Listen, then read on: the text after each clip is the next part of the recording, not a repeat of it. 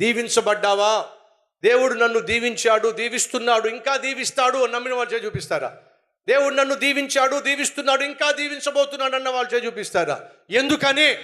మరో ప్రశ్న, దేవుడు నిన్ను దీవించాడా, దీవిస్తున్నాడా, ఇంకా దీవించబోతున్నాడా? ఎందుకని?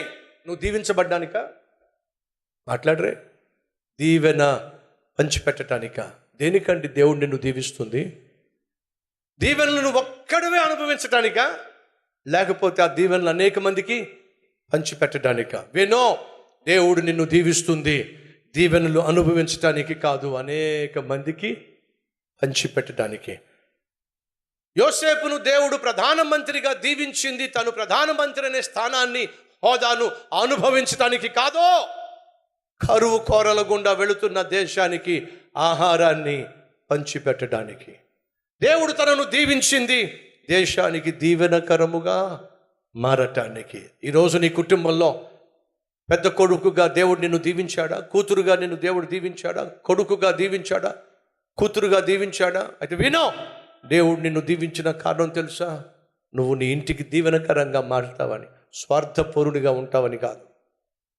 నేను కష్టపడ్డా, నేను ప్రయాసపడ్డా, నేను పైకి వచ్చా, నేను అనుభవించాలి. నా తమ్ముడికి ఏం సంబంధం? మా చెల్లికి ఏం సంబంధం?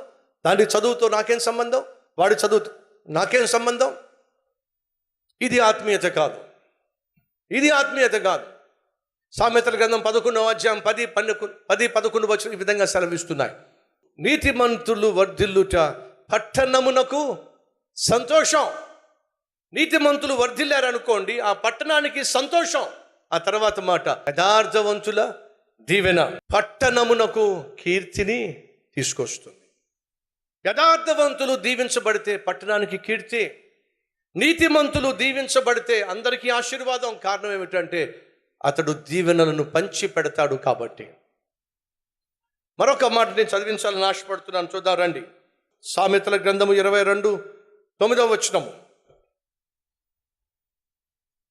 దయా దృష్టి గలవాడు తన ఆహారములో కొంత దరిద్రునికిచ్చునో, అట్టివాడు దీవెనను పొందునో. నువ్వు దయగలిగిన వాడివైతే ఆహారాన్ని పంచిపెడతావు. సహోదరి సహోదరులు, దయాదాక్షిణ్యము కలవాడు ఏమిటట?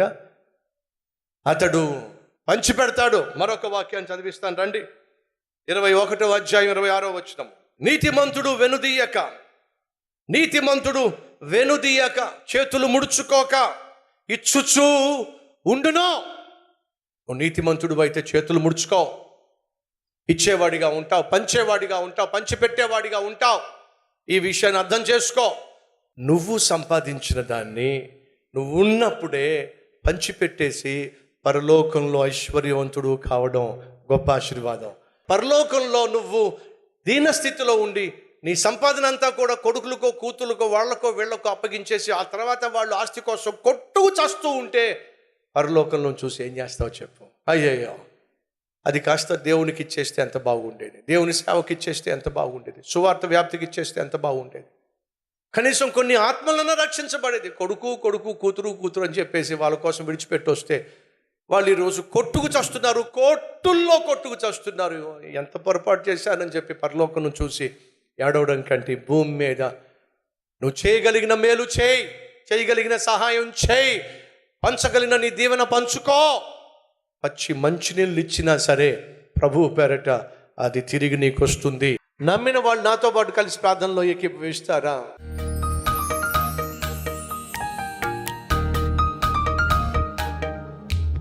అయ్యా, నేను క్షమించేస్తానయ్యా. ఎవరి పట్ల నేను కోపాన్ని, ఆవేశాన్ని, పగను, ద్వేషాన్ని పెంచుకోనయ్యా. అయ్యా, రక్షిస్తానయ్యా. నా కుటుంబాన్ని, నా కుటుంబంలో ఉన్న సభ్యులను, నా బంధువులను నీ సన్నిధికి తీసుకొచ్చి వాళ్ళు రక్షించబడులాగా నా శత విధాల ప్రయత్నం చేస్తానయ్యా. ఆయన దీవెనలు పంచి పెడతానయ్యా. మూటలు నాయన నేనేం మోసుకెళ్తానయ్యా.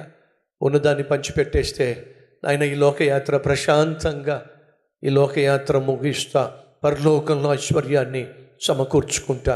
విడిచిపెట్టిపోతే కొట్టుకు చేస్తారు కదయ్యా. అదే పంచిపెట్టి వెళితే పరలోకంలో గొప్ప ఆశీర్వాదం కదయ్యా. అట్టి జీవితం మాకు దయచేయి నాయన. వెత్తబడి నీ వాక్యాన్ని ఫలింపచేయ్యా. వాక్యానుసారంగా జీవించే ధన్యత మాకు దయచేయ్యా. క్షమించే మనసు, రక్షణలోనికి నడిపించే మనస్సు, అలాగే ప్రేమను పంచే మనస్సు, ఈ మూడు చేస్తే మా జీవితం ధన్యమైపోతుంది. అట్టి జీవితం దయచేయమని యేసయ్య పేరట వేడుకుంటున్నాం తండ్రి, ఆమేన్.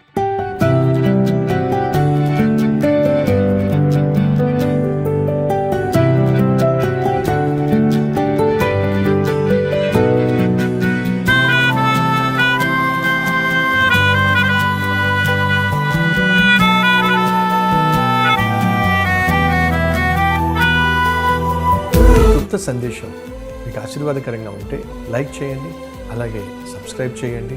అంతేకాకుండా కామెంట్ పెట్టండి, 10 మందికి షేర్ చేయమని మనం చేస్తూ రేపు మళ్ళీ కలుసుకుందాం.